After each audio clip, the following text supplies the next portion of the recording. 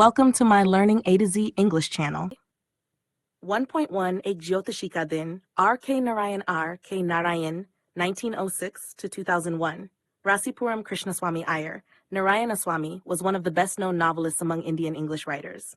1906 से 2001, रसीपुरम कृष्णस्वामी अय्यर नारायण स्वामी भारतीय अंग्रेजी लेखकों में सबसे प्रसिद्ध उपन्यासकारों में से एक थे. He is the author of 14 novels, 5 volumes of short stories, and a number of travelogues, and has a collection of non-fiction to his credit. उन्होंने 14 उपन्यास, 5 लघु कहानी संग्रह, कई यात्रा वृत्तांत लिखे और उनके पास गैर काल्पनिक लेखन का एक संग्रह भी है. He also wrote his memoir My Days, 1975. उन्होंने अपनी आत्मकथा My Days, 1975 भी लिखी. Narayan created the imaginary town of Malgudi, where realistic characters in a typically Indian setting lived amid unpredictable events. Narayan ने काल्पनिक नगर मालगुडी की रचना की, जहां वास्तविक पात्र एक विशिष्ट भारतीय परिवेश में अप्रत्याशित घटनाओं के बीच रहते थे.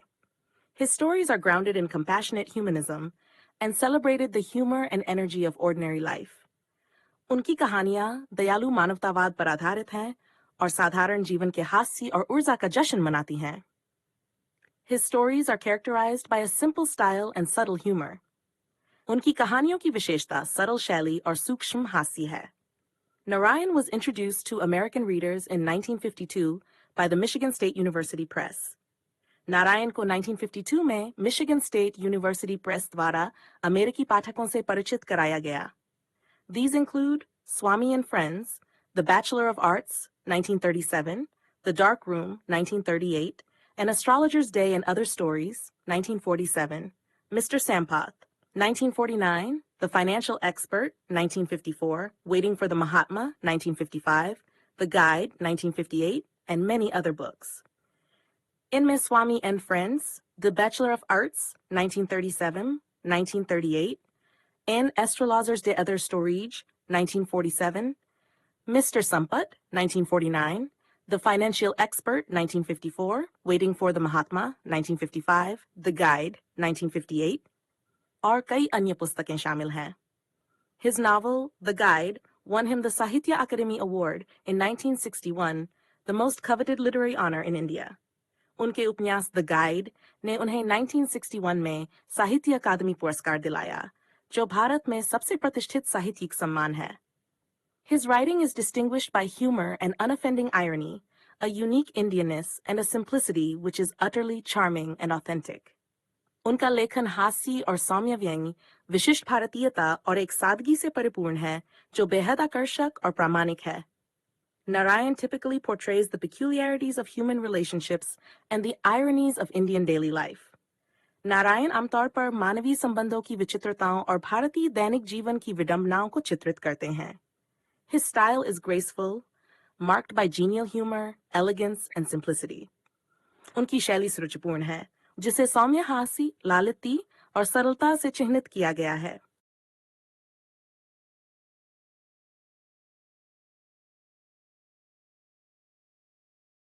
An Astrologer's Day. एक ज्योतिषी का दिन. Punctually at midday, he opened his bag and spread out his professional equipment, which consisted of a dozen cowrie shells, a square piece of cloth with obscure mystic charts on it, a notebook, and a bundle of palmyra writing. दोपहर ठीक समय पर उसने अपना bag खोला और अपना पेशेवर सामान फैलाया, जिसमें दर्जन भर कौड़ियां, रहस्यमय चार्टों वाला एक चौकोर कपड़ा, एक नोटबुक और तार के पत्तों पर लिखावट का एक बंडल था. His forehead was resplendent with sacred ash and vermilion, and his eyes sparkled with a sharp, abnormal gleam, which was really an outcome of a continual searching look for customers, but which his simple clients took to be a prophetic light and felt comforted. उसका माथा पवित्र भस्म और सिंदूर से चमक रहा था, और उसकी आंखें तीव्र और असामान्य चमक से दमक रही थीं, जो वास्तव में ग्राहकों को लगातार तलाशने का परिणाम थी, लेकिन जिसे उसके सीधे साधे ग्राहक भविष्यवाणी की रोशनी समझकर संतोष महसूस करते थे.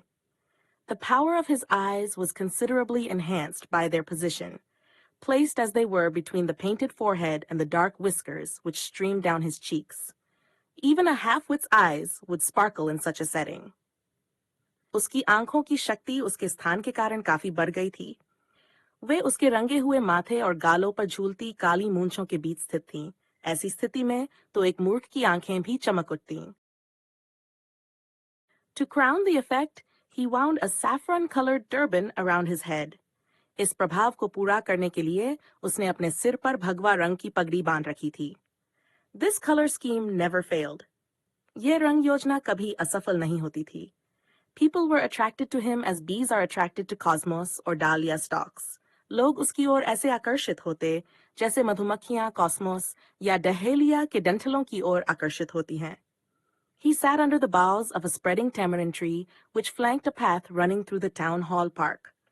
वह एक फैले हुए इमली के पेड़ की शाखाओं के नीचे बैठा था जो टाउन हॉल पार्क से गुजरने वाले रास्ते के किनारे था।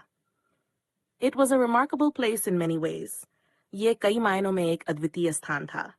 A surging उमड़ता हुआ, a crowd was always moving up and down this narrow road from morning till night. इस संकरे रास्ते पर सुबह से रात तक हमेशा भीड़ आती जाती रहती थी। A variety of trades and occupations was represented all along its way. Medicine sellers, sellers of stolen hardware and junk, magicians, and above all, an auctioneer of cheap cloth who created enough din all day to attract the whole town. इस रास्ते पर विभिन्न प्रकार के व्यवसाय और पेशे दिखाई देते थे। दवा बेचने वाले, चोरी का सामान और कबाड़ बेचने वाले, जादूगर और सबसे बढ़कर सस्ते कपड़ों की नीलामी करने वाला, जो पूरे दिन इतना शोर मचाता था कि पूरा शहर उसकी ओर आकर्षित हो जाता था। Next to him in vociferousness came a vendor of fried groundnut, who gave his ware a fancy name each day, calling it Bombay ice cream one day, and on the next Delhi almond, and on the third Raja's delicacy, and so on and so forth, and people flocked to him. शोर मचाने में उसके बाद एक भुनी हुई मूंगफली बेचने वाला था, जो हर दिन अपने माल को एक नए अनोखे नाम से पुकारता था। एक दिन बॉम्बे आइसक्रीम, अगले दिन दिल्ली बादाम और तीसरे दिन राजा की खासियत और इसी तरह लोग उसके पास उमड़ पड़ते थे। A considerable portion of this crowd dallied before the astrologer too. इस भीड़ का एक बड़ा हिस्सा ज्योतिषी के सामने भी ठहरता था।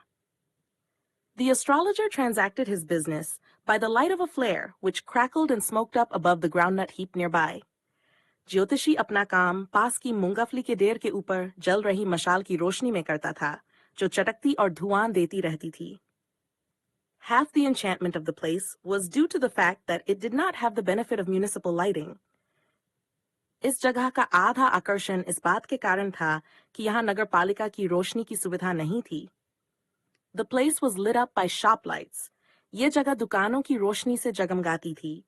One or two had hissing gas lights, some had naked flares stuck on poles, some were lit up by old cycle lamps, and one or two, like the astrologer, managed without lights of their own. एक दो जगह फुफकारती हुई gas लाइटें थीं, कुछ जगह पोल पर लगी हुई खुली मशालें थीं, कुछ पुरानी साइकिल की लैंपों से रोशन थीं, और एक दो जैसे ज्योतिषी बिना अपनी रोशनी के काम चला रहे थे। It was a bewildering crisscross of light rays and moving shadows. ये रोशनी की किरणों और चलती छायाओं का एक उलझा हुआ जाल था। This suited the astrologer very well, for the simple reason that he had not in the least intended to be an astrologer when he began life. यह माहौल ज्योतिषी के लिए बहुत उपयुक्त था, क्योंकि उसने जीवन शुरू करते समय बिल्कुल भी ज्योतिषी बनने का इरादा नहीं किया था। And he knew no more of what was going to happen to others than he knew what was going to happen to himself next minute. और उसे दूसरों के भविष्य के बारे में उतना ही पता था जितना उसे अपने अगले पल के बारे में पता था। He was as much a stranger to the stars as were his innocent customers. वह सितारों के लिए उतना ही अजनबी था जितने उसके भोले ग्राहक। Yet he said things which pleased and astonished everyone. That was more a matter of study, practice, and shrewd guesswork. फिर भी वह ऐसी बातें कहता था जो सभी को प्रसन्न और आश्चर्यचकित कर देती थीं। ये अधिकतर अध्ययन, अभ्यास और चतुर अनुमान का मामला था। All the same, it was as much an honest man's labor as any other, and he deserved the wages he carried home at the end of the day. फिर भी ये किसी भी अन्य काम की तरह एक ईमानदार आदमी की मेहनत थी, और वह दिन के अंत में अपने घर ले जाने वाली कमाई का हकदार था। He had left his village without any previous thought or plan. उसने बिना किसी पूर्व विचार या योजना के अपना गांव छोड़ दिया था। If he had continued there, he would have carried on the work of his forefathers, namely, tilling the land, living, marrying, and ripening in his cornfield and ancestral home. यदि वह वहीं रहता तो वह अपने पूर्वजों का काम करता, यानी जमीन की जुताई, जीवन बिताना, शादी करना और अपने खेत और पैतृक घर में उम्र बिताना. But that was not to be. लेकिन ऐसा नहीं होना था. He had to leave home without telling anyone, and he could not rest till he left it behind a couple of 100 miles. उसे किसी को बताए बिना घर छोड़ना पड़ा, और जब तक वह इसे सैकड़ों मील पीछे नहीं छोड़ आया, तब तक उसे चैन नहीं मिला. To a villager, it is a great deal, as if an ocean flowed between. एक ग्रामीण के लिए यह बहुत बड़ी बात है, जैसे उनके बीच एक महासागर बह रहा हो. He had a working analysis of mankind's troubles, marriage, money, and the tangles of human ties. उसके पास मानव समस्याओं का एक व्यावहारिक विश्लेषण था, विवाह, धन और मानवीय संबंधों की उलझनें. Long practice had sharpened his perception. लंबे अभ्यास ने उसकी समझ को तेज कर दिया था. Within 5 minutes, he understood what was wrong. 5 minute में ही वह समझ जाता था कि क्या गलत है. He charged 3 pies पर वह 3 पैसे प्रति question, never opened his mouth till the other had spoken for at least 10 minutes, which provided him enough stuff for a dozen answers and advices. प्रश्न के लिए वह 3 पैसे लेता था और तब तक कुछ नहीं बोलता था जब तक दूसरा व्यक्ति कम से कम 10 मिनट तक न बोल ले, जिससे उसे दर्जन भर उत्तर और सलाह देने के लिए पर्याप्त सामग्री मिल जाती थी. When he told the person before him, gazing at his palm, in many ways you are not getting the fullest results for your efforts, 9 out of 10 were disposed to agree with him. जब वह सामने वाले की हथेली देखते हुए कहता, कई मामलों में आपको अपने प्रयासों का पूरा फल नहीं मिल रहा है, तो 10 में से 9 लोग उससे सहमत हो जाते. Or he questioned, is there any woman in your family, maybe even a distant relative, who is not well disposed towards you? या वह पूछता, क्या आपके परिवार में कोई महिला है, शायद कोई दूर की रिश्तेदार जो आपके प्रति अच्छा व्यवहार नहीं रखती? Or he gave an analysis of character. Most of your troubles are due to your nature. How can you be otherwise with Saturn where he is? You have an impetuous nature and a rough exterior. या वह चरित्र का विश्लेषण करता, आपकी अधिकांश परेशानियां आपके स्वभाव के कारण हैं. जब शनि वहां है, तो आप और कैसे हो सकते हैं? आपका स्वभाव उतावला और बाहरी तौर पर कठोर है. This endeared him to their hearts immediately, for even the mildest of us loves to think that he has a forbidding exterior. ये बात तुरंत ही उनके दिलों को छू जाती थी, क्योंकि हम में से सबसे शांत स्वभाव वाला भी ये सोचना पसंद करता है कि उसका बाहरी स्वभाव कठोर है. The nuts vendor blew out his flare and rose to go home. मूंगफली बेचने वाले ने अपनी मशाल बुझाई और घर जाने के लिए उठ खड़ा हुआ. This was a signal for the astrologer to bundle up too, since it left him in darkness except for a little shaft of green light which strayed in from somewhere and touched the ground before him. ये ज्योतिषी के लिए भी अपना सामान समेटने का संकेत था, क्योंकि उसके चारों ओर अंधेरा हो गया था, सिवाय एक हरी रोशनी की किरण के जो कहीं से आकर उसके सामने जमीन को छू रही थी. He picked up his cowrie shells and paraphernalia and was putting them back into his bag when the green shaft of light was blotted out. वह अपनी कौड़ियां और सामान उठाकर बैग में रख रहा था, तभी वह हरी रोशनी की किरण गायब हो गई. He looked up and saw a man standing before him. उसने ऊपर देखा और एक आदमी को अपने सामने खड़ा पाया. He sensed a possible client and said, "You look so careworn. It will do you good to sit down for a while and chat with me." उसे संभावित ग्राहक का आभास हुआ और उसने कहा, आप बहुत चिंतित लग रहे हैं. थोड़ा बैठकर मुझसे बात करने से आपको अच्छा लगेगा. The other grumbled some reply vaguely. दूसरे ने स्पष्ट रूप से कुछ जवाब बड़बड़ाया. The astrologer pressed his invitation, whereupon the other thrust his palm under his nose, saying, "You call yourself an astrologer?" ज्योतिषी ने फिर से आमंत्रण दिया. तब दूसरे ने अपनी हथेली उसकी नाक के नीचे करते हुए कहा, तुम खुद को ज्योतिषी कहते हो? The astrologer felt challenged and said, tilting the other's palm towards the green shaft of light, "Yours is a nature." ज्योतिषी ने चुनौती महसूस की और दूसरे की हथेली को हरी रोशनी की किरण की ओर झुकाते हुए कहा, आपका स्वभाव. "Oh, stop that," the other said. "Tell me something worthwhile." अरे, ये सब बंद करो, दूसरे ने कहा. कुछ काम की बात बताओ. Our friend felt piqued. I charge only 3 pies per question, and what you get ought to be good enough for your money. हमारे मित्र ने खींचते हुए कहा, मैं एक प्रश्न के लिए सिर्फ 3 पैसे लेता हूँ और जो आप पाते हैं वह आपके पैसे के लायक होना चाहिए. At this, the other withdrew his arm, took out an ana, and flung it out to him, saying, I have some questions to ask. If I prove you are bluffing, you must return that ana to me with interest. यह सुनकर दूसरे ने अपना हाथ वापस खींच लिया, एक आना निकाला और उसकी ओर फेंकते हुए कहा, मेरे कुछ प्रश्न हैं. अगर मैंने साबित कर दिया कि तुम धोखा दे रहे हो, तो तुम्हें यह आना ब्याज सहित मुझे वापस करना होगा. If you find my answer satisfactory, will you give me 5 rupees?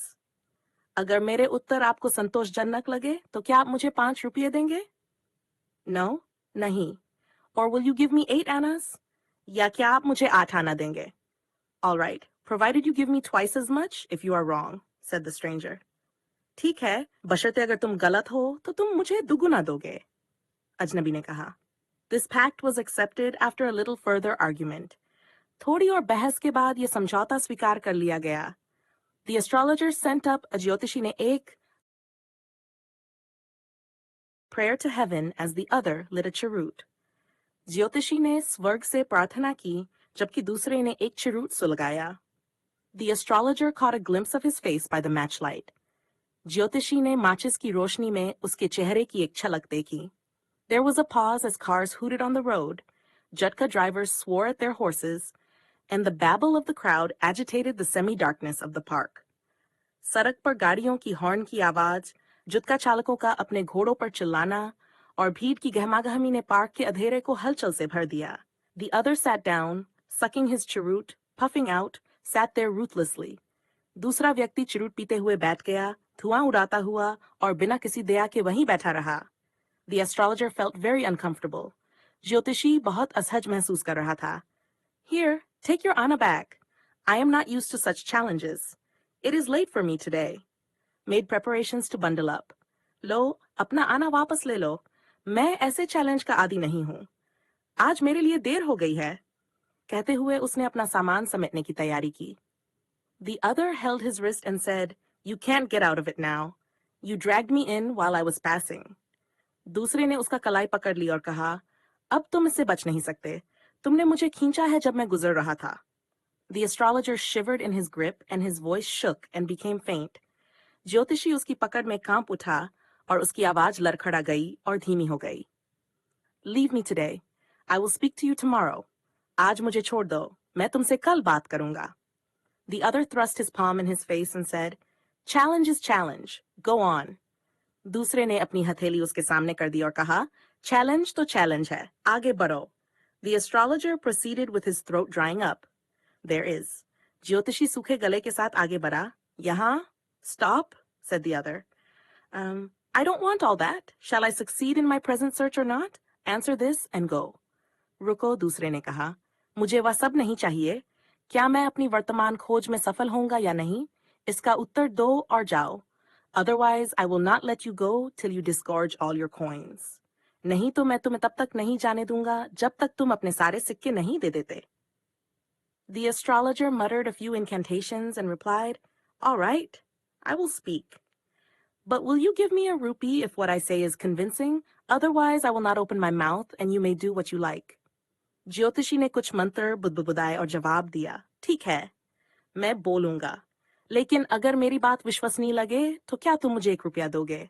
वरना मैं मुंह नहीं खोलूंगा और तुम जो चाहो कर सकते हो. After a good deal of haggling, the other agreed. काफी मोलभाव के बाद दूसरे ने सहमति जताई. The astrologer said, You were left for dead. Am I right? ज्योतिषी ने कहा, तुम्हें मरा हुआ छोड़ दिया गया था. क्या मैं सही कह रहा हूँ? Ah, tell me more. और बताओ. A knife has passed through you once, said the astrologer. क्या एक बार तुम्हारे शरीर से छुरा गुजरा है? ज्योतिषी fellow. He bared his chest to show the scar. अच्छे आदमी. उसने अपनी छाती खोल दी और घाव का निशान दिखाया. What else? और क्या? And then you were pushed into a well nearby in the field. You were left for dead. और फिर तुम्हें पास के खेत के कुएं में धक्का दे दिया गया. तुम्हें मरा हुआ छोड़ दिया गया था. I should have been dead if some passerby had not chanced to peep into the well, exclaimed the other, overwhelmed by enthusiasm. मैं मर गया होता अगर कोई राहगीर कुएं में झांकने ना जाता. दूसरे ने उत्साह में कहा. When shall I get at him? He asked, clenching his fist. मैं उसे कब पकड़ूंगा? उसने मुट्ठी भींचते हुए पूछा. In the next world, answered the astrologer. He died 4 months ago in a far-off town. You will never see any more of him. अगले जन्म में, ज्योतिषी ने जवाब दिया, वह 4 महीने पहले एक दूर के शहर में मर गया. अब तुम उसे कभी नहीं देखोगे. The other groaned on hearing it. ये सुनकर दूसरे ने कराहते हुए आवाज निकाली. The astrologer proceeded, Guru Nayak. ज्योतिषी ने आगे कहा, Guru Nayak. You know my name, the other said, taken aback. तुम्हें मेरा नाम पता है, दूसरे ने चौंकते हुए कहा. As I know all other things. Guru Nayak, listen carefully to what I have to say. Your village is 2 days' journey due north of this town. Take the next train and be gone. I see once again great danger to your life if you go from home. जैसे मुझे बाकी सब बातें पता हैं. गुरु नायक, ध्यान से सुनो. तुम्हारा गांव इस शहर से 2 दिन की यात्रा पर उत्तर दिशा में है. अगली ट्रेन पकड़ो और चले जाओ. अगर तुम फिर से घर से बाहर गए तो तुम्हारे जीवन पर बड़ा खतरा है. He took out a pinch of sacred ash and held it to him. Rub it on your forehead and go home. Never travel southward again, and you will live to be 100. उसने पवित्र भस्म की एक चुटकी निकाली और उसकी ओर बढ़ाई. इसे अपने माथे पर लगाओ और घर जाओ. फिर कभी दक्षिण की ओर यात्रा मत करना, और तुम 100 साल जियोगे. Why should I leave home again? The other said reflectively. I was only going away now and then to look for him and to choke out his life if I met him. मुझे फिर से घर क्यों छोड़ना चाहिए? दूसरे ने विचार करते हुए कहा, मैं तो बस उसे ढूंढने और अगर वह मिला तो उसकी जान लेने के लिए बाहर जाता था. He shook his head regretfully. He has escaped my hands. I hope at least he died as he deserved.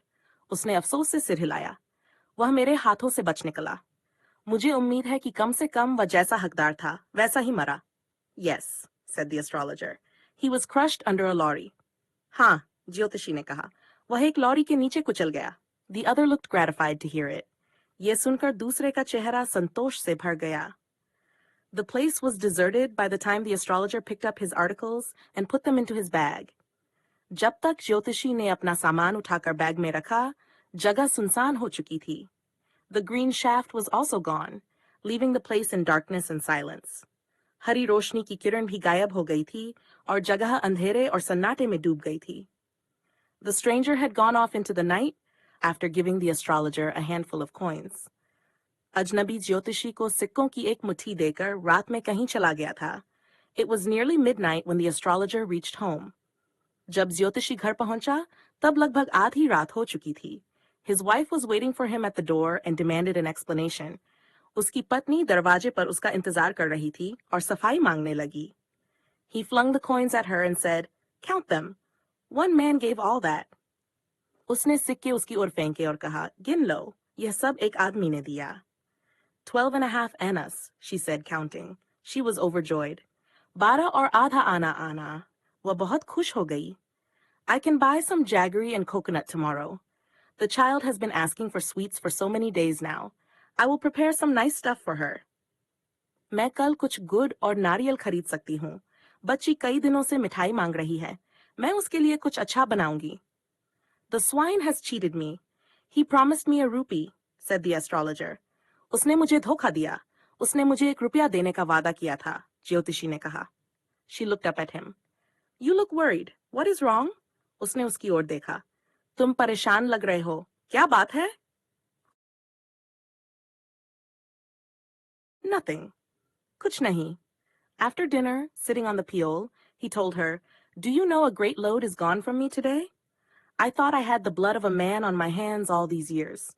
That was the reason why I ran away from home, settled here, and married you. He is alive. रात के खाने के बाद आंगन की चौकी पर बैठकर उसने उससे कहा, क्या तुम्हें पता है, आज मेरे सिर से एक बड़ा बोझ उतर गया है. मैं सोचता था कि मेरे हाथों एक आदमी का खून हुआ है. इसी वजह से मैं घर से भाग गया, यहाँ बस गया और तुमसे शादी की. वह जिंदा है. She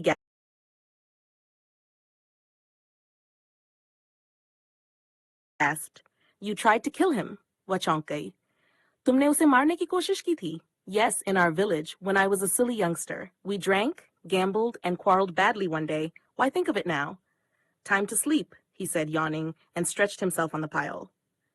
हाँ, हमारे गांव में जब मैं नादान था, हमने एक दिन शराब पी, जुआ खेला और बुरी तरह झगड़ा किया। अब उसकी क्यों सोचें? सोने का समय हो गया है, उसने जम्हाई लेते हुए कहा और चौकी पर लेट गया। Thank you for watching. I hope you understood this. For more learning, subscribe to my channel.